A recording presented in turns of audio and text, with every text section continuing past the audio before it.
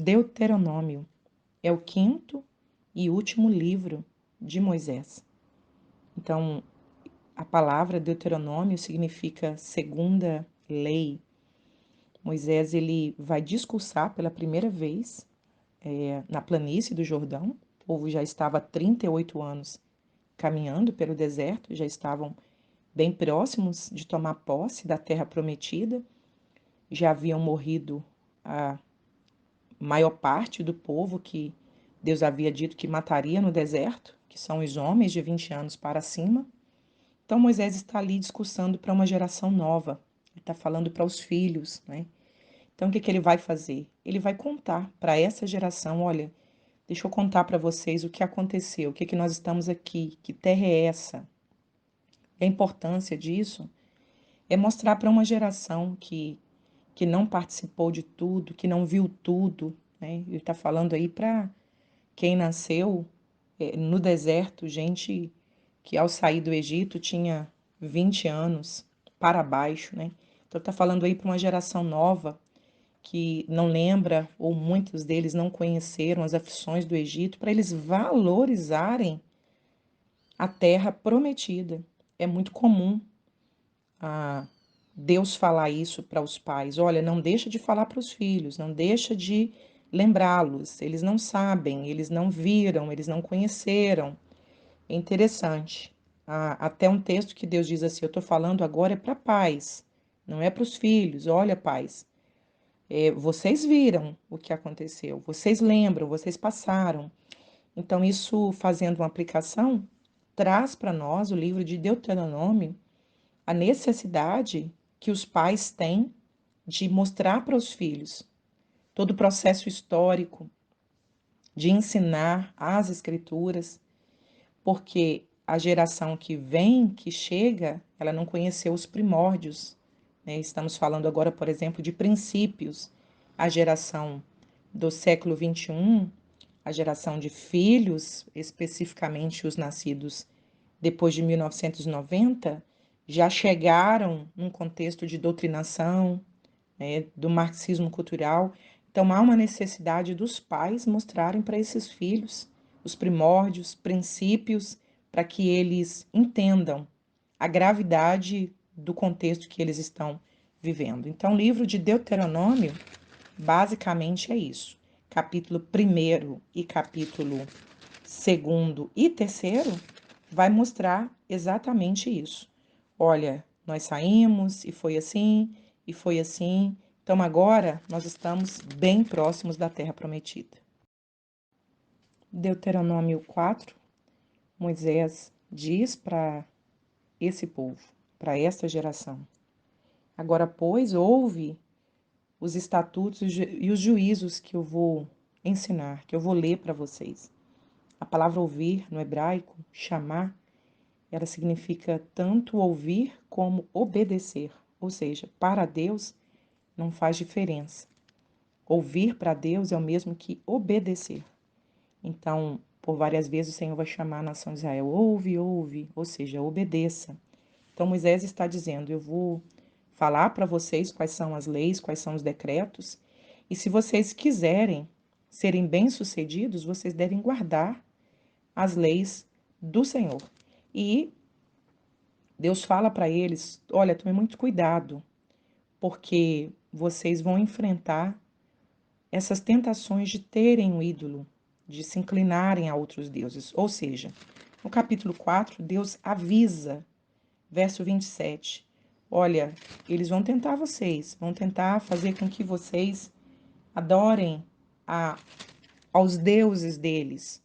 Verso 19, cuidado para vocês não ficarem tão encantados com o sol, com a lua, com o exército dos céus, com a natureza, e vocês se inclinem. Deus estava falando, cuidado para que a natureza, o meio ambiente também não se torne um ídolo para vocês. Cuidado para vocês não provocarem a ira de Deus. E no capítulo de número 5, Moisés então vai repetir os 10 mandamentos. Vai repetir explicando os 10 mandamentos. Ou seja, Moisés está falando para uma geração que não não conheceu Deus como os pais deles conheceram, não conheceu o sofrimento da terra do Egito, não passou por todo o processo para chegarem até ali.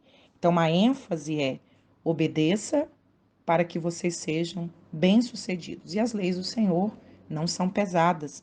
Os mandamentos do Senhor, todos eles remetem à proteção do próprio homem.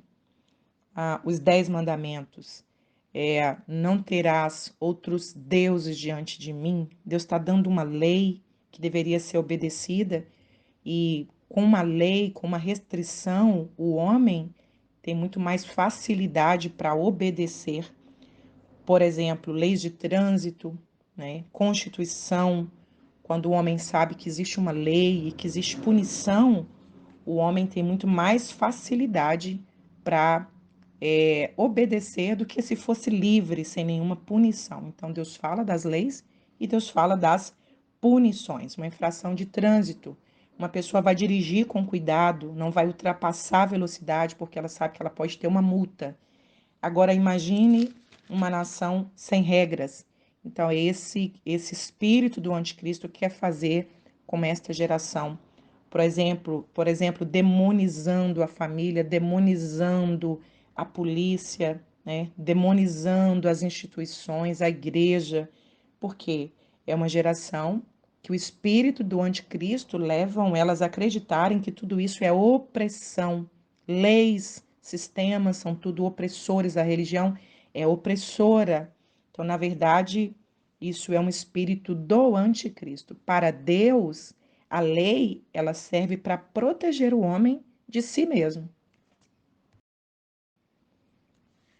Deuteronômio 6, Moisés continua falando dos mandamentos e ele mostra que o propósito dos mandamentos era a obediência, uma obediência que demonstraria um relacionamento de um livre-arbítrio com Deus. Então, se você obedece a Deus, é porque você o ama, né? João vai falar muito sobre isso, que aquele que ama a Deus guarda os seus mandamentos. Então, a lei, ela mostra o amor do homem para com Deus e o amor do homem para com o seu próximo. Não matarás, não adulterarás, não dirás falso testemunho. Então, quando o homem guarda a lei, ele está mostrando: eu amo Deus acima de todas as coisas, e com prova disso, eu amo o meu semelhante e eu não vou pecar contra Deus e nem contra o meu semelhante. E no capítulo 7, Deus vai relembrá-los que ao chegar na terra, que eles deveriam evitar qualquer aliança, nem casamento, nenhuma aliança com os povos daquelas nações. E vai mostrar que há recompensa para aqueles que obedecem. Então, prestem atenção na pedagogia de Deus. Ele fala de maldições, de consequências quando o homem não obedece, mas ele também trabalha com recompensa. É a mesma coisa que uma mãe faz para o filho quando a mãe está ensinando. Ela pune, castiga quando erra, mas ela também dá recompensas quando o filho acerta. E Deus mostra, mais uma vez, que aquele que obedece, ele vai ser abençoado, ele vai ser bem-sucedido. Mas ele reforça: não te espantes diante desse povo, não traga os deuses deles para vocês, não coloque dentro da casa de vocês nenhuma abominação, ou seja, me obedeça que vocês serão recompensados por isso. Deuteronômio 8, Deus usa o método da repetição. Moisés já havia dito no capítulo 7 para os pais repetirem a lei de Deus para os filhos. E agora Deus, como um pai, ele vai usar a mesma metodologia. Ele vai repetir, vai falar de coisas que ele já falou, mas porque ele quer que o povo guarde, memorize. E ele vai exortar: não esquece dos benefícios que Deus, Pai, fez para os seus filhos no deserto. Então ele vai lembrar como ele proveu o alimento, como a roupa no corpo deles durante toda a peregrinação não envelheceu, né? O sapato também não estragou no pé deles, e como que Deus estava atendendo às necessidades básicas, comer, beber e vestir. E ele diz, finalizando o capítulo, quais seriam as consequências caso o povo de Israel se esquecesse dele, se esquecesse dos seus benefícios e fosse a partir de outros deuses. E é interessante que um pai, né, uma mãe, usa as mesmas metodologias para corrigir seus filhos, né? Junto à correção vem a disciplina, e na disciplina o pai sempre fala sobre as consequências de não obedecer. Essa é a metodologia correta na disciplina dos filhos, falar sobre os erros e as possíveis consequências. No Deuteronômio 9, Deus encoraja o povo a confiar que o Senhor ia cumprir suas promessas. No verso 3, ele encoraja, dizendo: o Senhor está na frente de vocês, ele está indo na frente, dissipando o mal, destruindo os inimigos. Mas ele mostra, no capítulo 9, que tudo que ele está fazendo pelo povo de Israel não é porque eles merecem, não é por mérito próprio. Ele está fazendo por sua justiça, pelo que ele havia prometido a Abraão. Então, isso lembra que o que recebemos do Senhor, nós recebemos por essa herança de Abraão, por essa promessa de Deus. Numa tipologia, nós recebemos a salvação não por méritos, porque nós pecamos. Moisés mostra a lista dos pecados, o que o povo fez durante o deserto: bezerro de ouro, a murmuração. Mas Deus está dizendo, eu vou fazer isso para vocês por justiça ao meu nome, porque eu fiz essa promessa e eu estou cumprindo essa promessa. Então é só para lembrar que o que recebemos de Deus é por um ato de sua misericórdia, pela sua justiça, através da quitação da nossa dívida com a morte de Jesus no Calvário. Então ele age nos justificando através da morte de Jesus. Deuteronômio 9, Moisés continua relembrando o povo o que aconteceu no deserto, os pecados que eles cometeram e por que eles não deveriam confiar na própria justiça deles, né? E ele está também contando fatos para uma geração que não conhecia, né? Então ele lembra a esse povo como que Deus foi misericordioso. Então ele vai contar sobre como aconteceu a quebra das primeiras tábuas da lei, como que Deus permitiu fazer a segunda tábua, como que Deus dá ordem para ir para a terra de Canaã, como que ele escolhe a tribo de Levi, e como que ele quer continuar o sacerdócio, mesmo depois da morte de Arão. E então, com base nisso, Moisés fala claramente para o povo: olha, diante de tudo que Deus tem feito por vocês, só resta a vocês fazer o quê? Temer a Deus, amar a Deus, servir a Deus. E amar a Deus, temer a Deus, servir a Deus, motivados pela gratidão pela misericórdia que Deus exercia sobre eles, pelo cuidado de Deus sobre eles. E isso também deve ser a máxima do cristão: amar a Deus acima de todas as coisas, guardar os seus mandamentos, deve ser para nós uma expressão de gratidão. Então, servir a Deus não é um peso, não é um ritual, não é uma obrigação, né? Não estaremos fazendo isso para adquirir alguma coisa, não.